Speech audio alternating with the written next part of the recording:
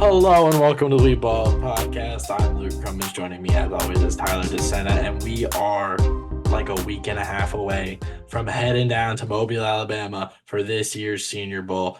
That's right, the boys are back like it's High School Musical 3, and we are going to be covering this insane wide receiver class today.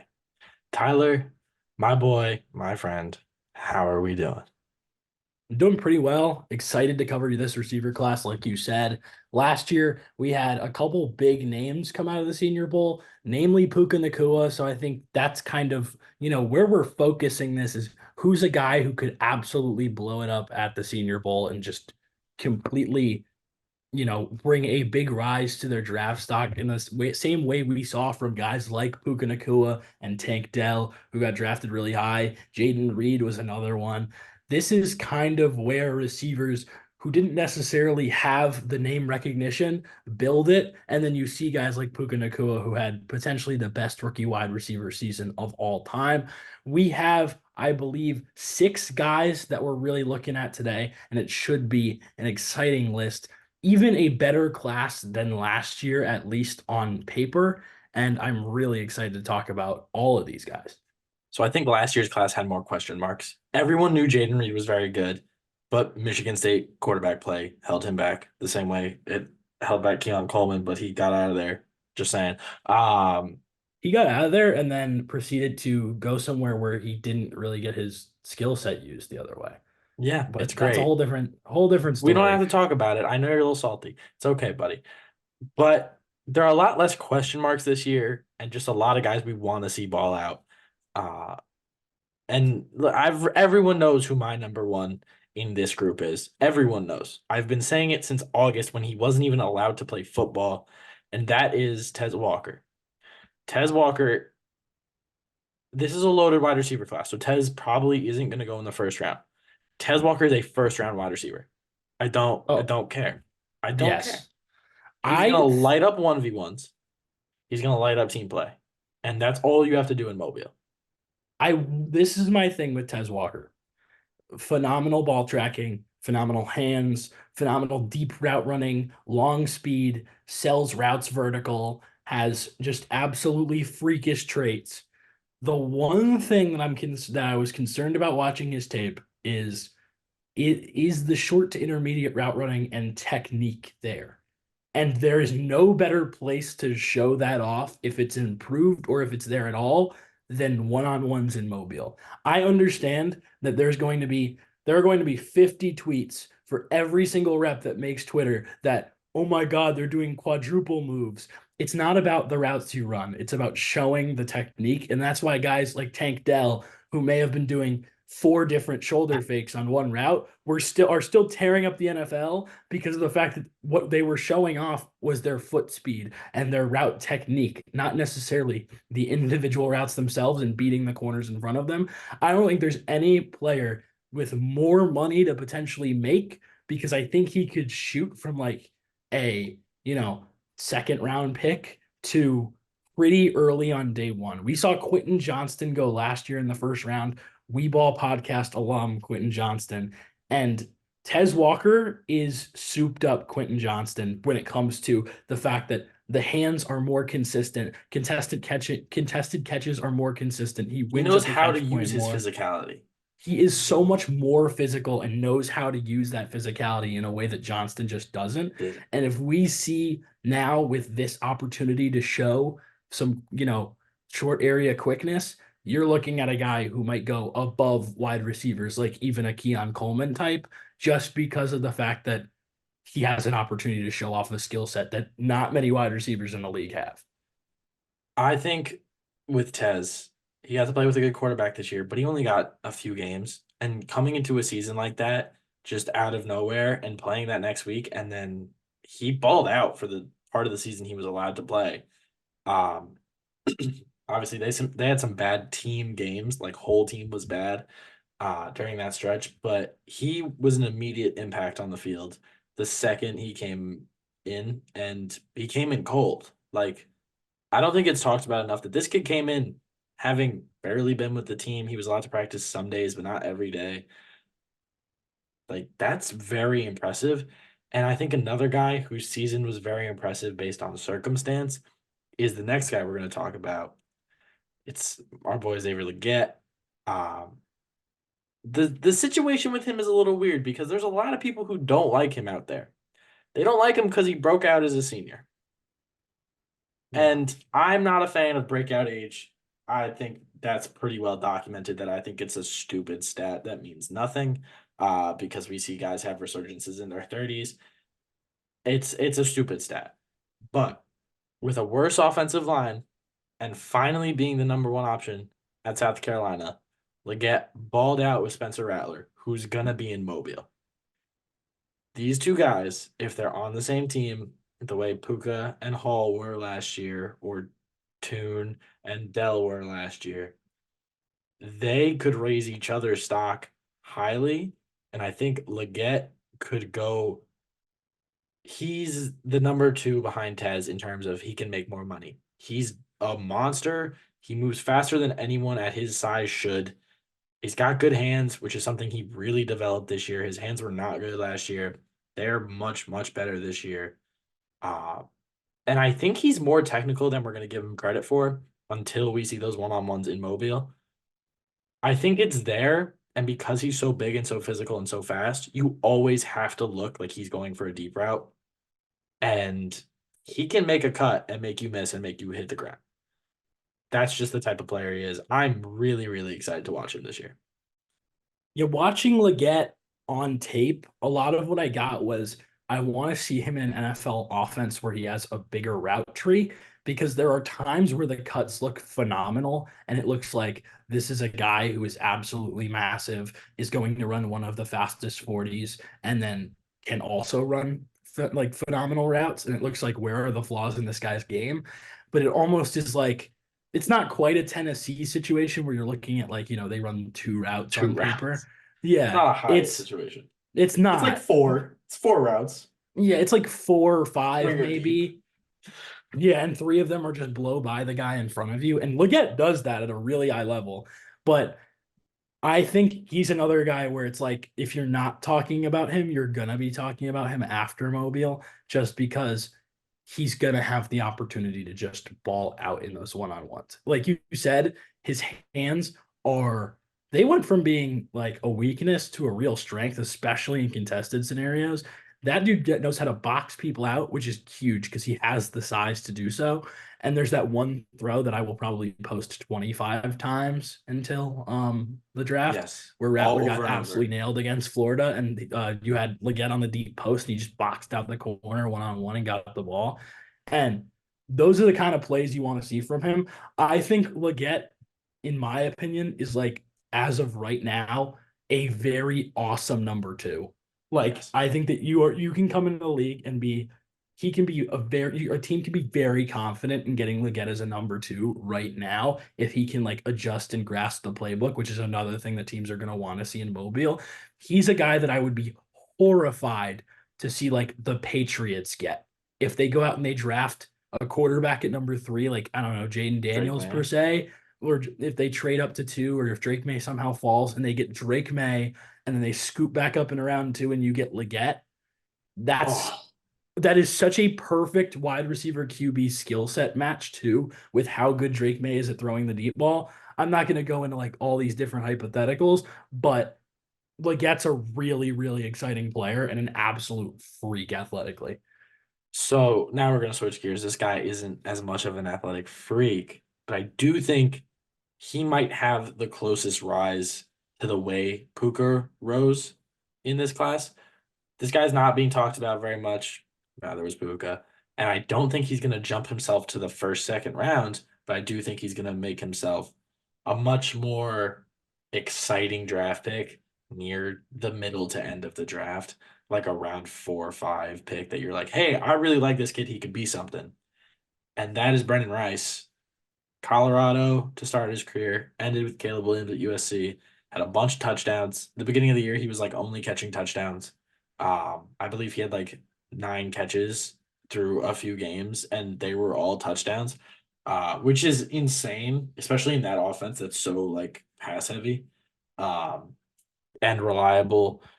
reliant on a guy like him who's a good route runner, but not in the way we're used to seeing guys run routes in today's game. It feels like he's a very old school route runner. You and I were talking, and it's like everything's a post until it's not. Were your exact words, and I think that More of is a, I mean, yeah, more of like everything's like a streak until it's not, that's everything's what a I meant. go. You knew what But we yeah, were just no, talking about post exactly. routes. But it's a long day, guys. There's a Yeah. blizzard here. Things are not going well. You know what I mean. He sells his routes deep. And I think it's going to help him a lot in 1v1s because people are going to think that he's just trying to blow by him and then he's going to cut inside and make, some guy from South Alabama fall to the ground. But that's neither here nor there. Um, we love the Auburn corners who are just all from the Mobile area. What are your thoughts on Rice? I think Rice is interesting. I don't think he's not going to be some athletic freak test guy. He's a guy who will excel in one-on-ones. What I'm interested in seeing is how complete is the route tree from him, because he looks technically refined, but it's iffy technique because he's such a long strider. And that's where it's like he can break off routes really easily, especially like curls and stuff. There's a lot of times where there's off corners playing and they go to try to bail because they think he's going deep and he just stops on a dime. And I love his quick stop ability, but I'm interested to see how does that translate to like cuts and routes where he has to cross across the field, because I don't think he has the long speed to beat guys like that, and I don't know if he has the technique to just break guys off at those breaking points in like crossing routes. So that's kind of where I'm intrigued by Rice. He's a very interesting prospect. Like you said, he's just everything looks like a deep route until it's not, because he's such a long strider and he sells and he pumps the arms. It's gonna be really fun. There's gonna be a post in week 1 or 2 of the NFL season this year talking about calling like Rice like a try hard or something for the way that he pumps his arms on routes, because he is just striding. Doof, It is doof, such a doof, doof, doof. he looks like he's trying to like burn out the end of a run by sprinting every single time. And it's great. You love the effort, but you wonder if those long strides are going to hurt him in his route running, or if it's something that, is going to even itself out over time. It's all about him getting in and out of the cut. If he can get Mhm. in the cut and sit low quickly, he'll be fine. If he's going to struggle with that, especially in Mobile with one-on-ones with against a guy like Nehemiah Pritchett, who we'll talk about in the corner episode that we do much later on, it's going to be a hard sell for NFL execs to be like, well, it's there, but if you can't sit on the dime against Nehemiah Pritchett, he's gonna swat the ball over your shoulder. Like there's a lot of those guys who are very good at tracking the ball in this corner class. He's got to be quick. He's got to be quick in and out. He can't be overselling. He's just got to do his thing, get in, get out, and be done. Another guy who I feel like all these guys this week's going to be so huge. And I think that's what makes this so fun because all of the top end wide receivers in this incredible wide receiver class aren't coming to Mobile. But these are all guys who some people think are the top end of wide receiver. And the next one's Malachi Corley, who I'm a big fan of. He's an athletic dude, good hands, was the focal point of an offense for like 3 of the 4 years he was in college. Which we know NFL teams like. We know NFL teams like when a player has been the focal point since they were, 19. Um, it's just something that it always seems to help a guy out later in the draft. I think he is another guy who can make a jump that's a whole day jump. Like some people might not be looking at him. He's probably not going to test well speed wise, but his jumping will be off the charts. He's strong as anything. I think there's a lot to gain for Corley this week. I think Corley, like you said, has a lot to gain. And if I had to pick a guy that I think could be like the next Puka, just being like a high producer at the NFL level and could get drafted into a system that really benefits him, it is Corley. Um, I do, like you said, I don't think he's gonna like, ball out in Mobile and like one-on-ones. But I think Corley is a true test of how far removed are we from teams caring about a Debo Samuel type player. Because I mean, like 2 years ago, if Malachi Corley comes out, there might be a chance he goes not like first round Yeah. because of the fact that like the hype on a Debo Samuel type player, it was so Astronomical. insanely Astronomical. high. Yeah, and it was like every team needs one of these guys. And I think what we got a little caught up in is that the mold does not get Debo Samuel. It is, as we're seeing, these two teams are going to play in the playoffs before this or potentially, yeah, right after this episode comes out in the Packers and 49ers.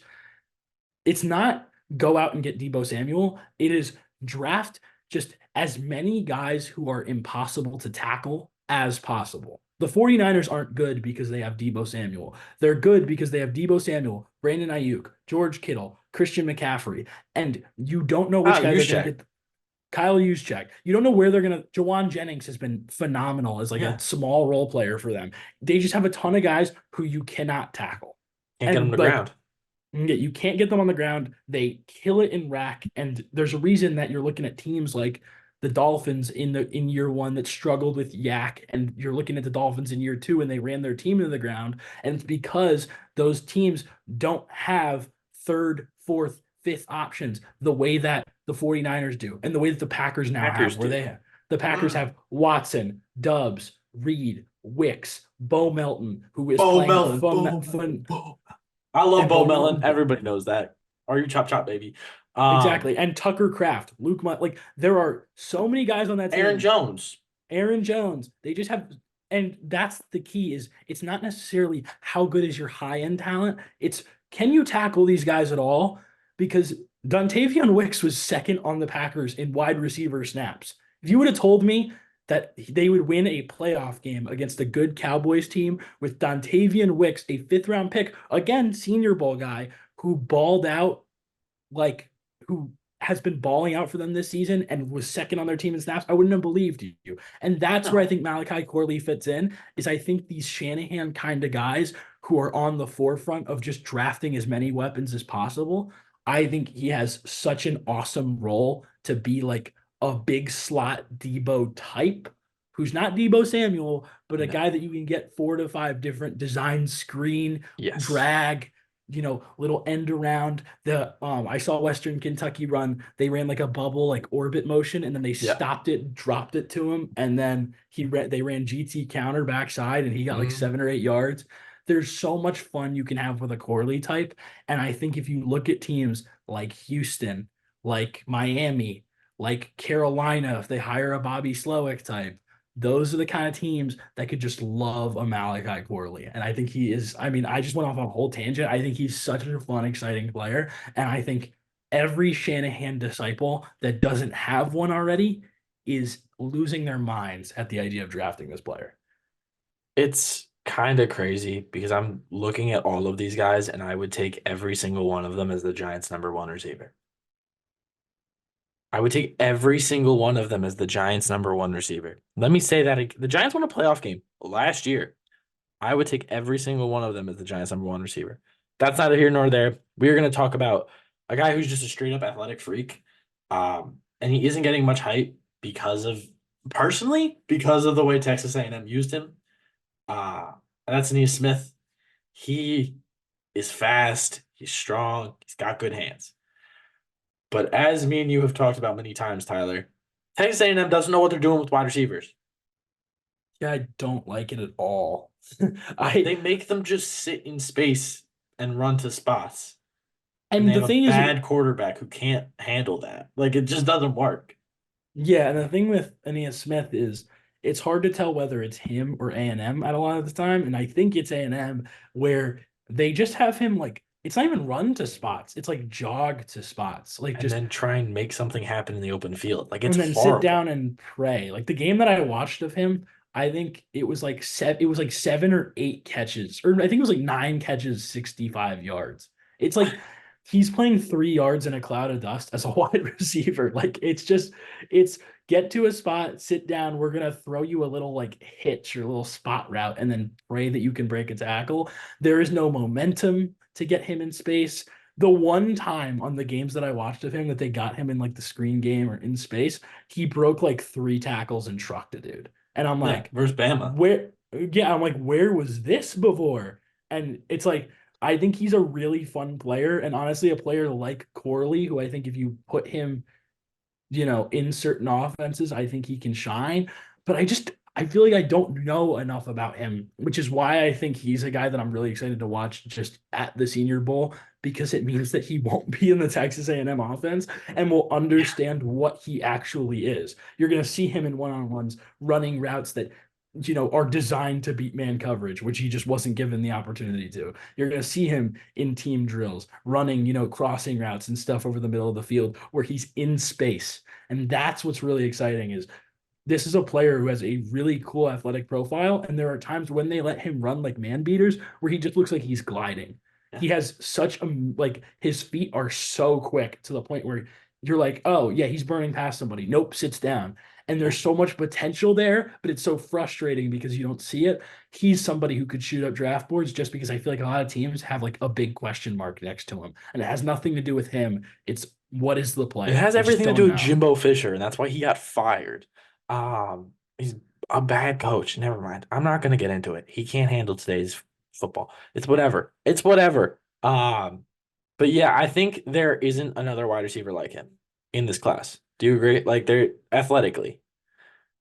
Yeah, I mean, I think he has such an interesting profile. I don't know if there is another guy that like kind The of same way matches there's not his. another one like Leggett. But Leggett showed that off this year. Smith did not. And I think that's the big difference of how we're talking about them because I think they're equally talented. I just think we have to figure out what the problem is with Smith and if it is Texas A&M or if he didn't develop since his freshman year. And that's what this week is for. Like that's literally what this week is for. To play in an NFL offense for a week before you get to the NFL. And the last guy who looks old enough that he's been in the NFL for 5 years is Lad McConkey.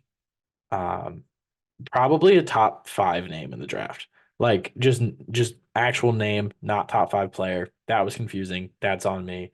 Sounds like something from Key and Peele, but I think Lad is a good player. I think there are some issues. Uh, I think he's a guy who you're gonna have to. I don't want to say you have to scheme him open because you don't. He can beat man coverage and he can sit in a zone, but like I want him catching the ball relatively short and running and making a move. I trust him more in the open field than I trust him beating someone and then like gliding into the end zone. I trust him a lot more short and make a man miss and go and just book it because he's fast. Like he doesn't look super fast play speed, but when he's moving straight line, I think he's a lot quicker than we're going to give him credit for. Um, that's really all there is to him. He has sure hands. He has a little bit of a knock injury wise. I think he's had like one or two tiny injuries that made him miss a good amount of this year. But he played through it in the SEC championship to try and help his team win. And I always like that. It's not really a smart idea for your career, but I'm always a big fan of that. So, it's a very I think he has a lot to gain in Mobile, but I feel like I've said that with every single guy, and I want to stop saying it. But tell me which one of these guys can't shoot up a draft board in Mobile. Like you have NFL eyes on you 24/7 in Mobile. I think he's going to be well liked by the staff. I think he's going to be smart because that Georgia offense does have a little bit of pro style to it, um, where it's kind of how the NFL is now. And I think he's going to be fine with the playbook, and I think he's going to excel in that department when it comes to interviews. So I think Lad has a lot to gain on and off the field because he's going to be some owner and some GM is going to love Lad McConkey. Yeah, I don't know how I feel about Lad just because there are so many plays on his tape that are cool and he is a pretty fun route runner. He's got some long speed, but I've never seen a player that gets ragdolled like he does consistently. He Other gets than Jaden thrown, Daniels.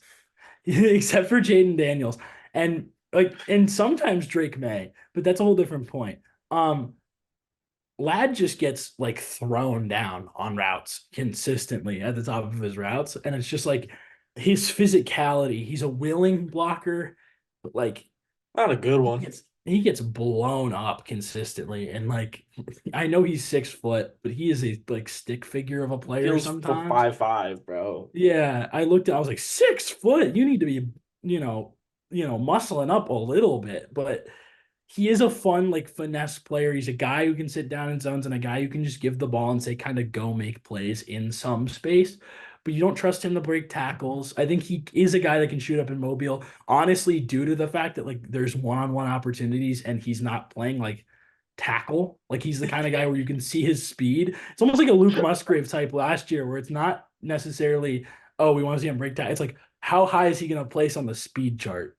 Yeah. And like, is that an exciting enough prospect for a team to draft him? I think he's a fun player, but I don't know. I'm a little iffy on him. I think there's a couple other guys. I'm just, since we're kind of wrapping up here, Johnny Wilson, huge, could be transitioning the tight end. We're not really sure. I think we're going to get caught up in a lot of Johnny Wilson talk this offseason where people are So like, much. the people are going to talk about him like he's Mike Evans, and he's He's not. not. He does not have He's the catch. He does not have the catch radius that you will probably be told that he has. His hands are inconsistent, and that's why he's not being talked about as a first round pick. He's not a stellar route runner, and his hands are not consistent. He can be a really cool player, but he's but not right now. and he's a guy again who could excel in mobile, because if you can show off that ball tracking, you're in a good position. If you can show off short area quickness, you're in a good position. But those are the things he lacks in. So I feel like he's either gonna rise up draft boards a ton Oh, or fall down draft boards even more. So that's where I am on him. Ricky Pearsall, another guy, just somewhat of a well-rounded dude. well-rounded player, somewhat of a technician, doesn't really have the athleticism to, you know, make play, like go out and be a playmaker for you. But he's a fun player. I feel like if you're talking drafting, like this is gonna sound bad, but if you're talking drafting a slot receiver 15 years ago, Ricky Pearsall is the guy. If you're talking about a pre-Hunter Renfro NFL, he's Not your guy. probably an awesome player. But Um, like not that now. I listen. I think that Ricky Pearsall, he's not a jack of all trades. He's like a 10 of clubs of all trades. And that's not a great thing for the NFL, but maybe he shows off that like insane catching ability because he's got incredible hands. Yeah, and I We think all he's saw really that catch. smart. He finds space better than I think any of the other guys do. And I maybe he makes one or two miracle grabs and then sits out the rest of the week. And everyone's like, well, when he was playing, he did this, and then he had a hand injury. And like just lie that you have a hand injury, which I feel like players do all the time in Mobile. Um, Maybe that's the route he goes after making like a spectacular catch. Who knows? I don't really know what to think with him because I don't know what he has to gain, and I don't know what he has to lose. I think where he's going to go in the draft is probably already set. Maybe the interviewing helps him. Like, I don't know what he's going to show us. And that's a weird thing in this group because so much of this group has so much to gain. Uh, but that's going to be it for us next week. Not next week. The 29th through the 2nd, we will be in Mobile, Alabama for the Senior Bowl. We will have content on top of content. Make sure you follow us both on Twitter at the Senate Sports, at Crummage Sports. We're popping off. We love you. Thank you for listening. Have a great, great day. If you're in the Northeast and it's snowing, I feel your pain. And if you're in the South and it's cold right now, hot. Have a good one.